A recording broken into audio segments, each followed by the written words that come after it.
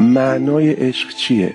اونجایی که تو یه آدم رو اصلا انقدر زیبا میبینی که در اون آدم چیزی رو زنده میکنی که اون آدم دنیاش عوض میشه. عشق در مرحله یکش اینه که شما عاشق یک کسی میشید.